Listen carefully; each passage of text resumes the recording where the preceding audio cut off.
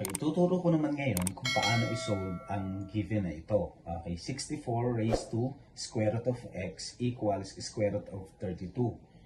Okay, ano yung ating gagawin? Okay, ang 64, i-change muna natin sa exponential form. Okay, kung mayroon tayong base na makukuha na mas pinakamababa, mas okay. Okay, so meaning, ang 64 I can be written as, we have 2 raised to 6. Then, multiply natin yung natitirang square root of x sa taas. Equals square root of, okay, ang 32 naman ay 2 raised to 5. Okay. We all know na ang ating radical sign ay pwede nating gawing exponent. Okay, tingnan natin. We have 2 raised to 6 times square root of x equals 2 raised to 5 that also raised to 1/2.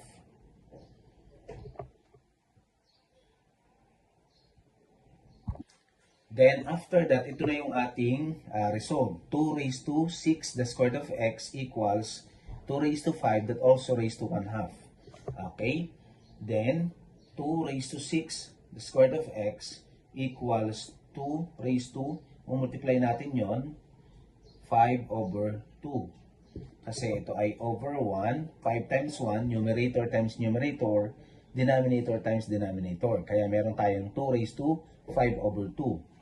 Since balance na yung base natin, eliminate na natin ang base. Bring down the exponents.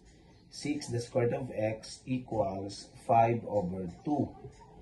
Then, i-divide natin both sides by numerical coefficient 6.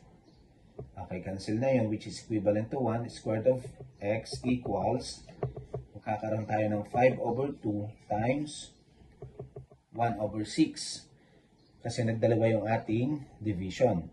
Get the reciprocal of second fraction. We have 5 over 2 times 1 over 6. Okay, we have square root of x equals 5 over 2 times 1 over 6. Square root of x equals 5 times 1 is 5. 2 times 6 is 12. Then, para ma-remove natin yung radical sign or square root sa left side, ang gagawin natin, i-square natin both sides.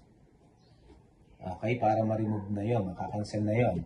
Okay, so meaning, x equals 5 squared is 25 over 12 squared is, ayan, 12 squared is 144. Therefore, the final answer, the value of x is 25 over 144.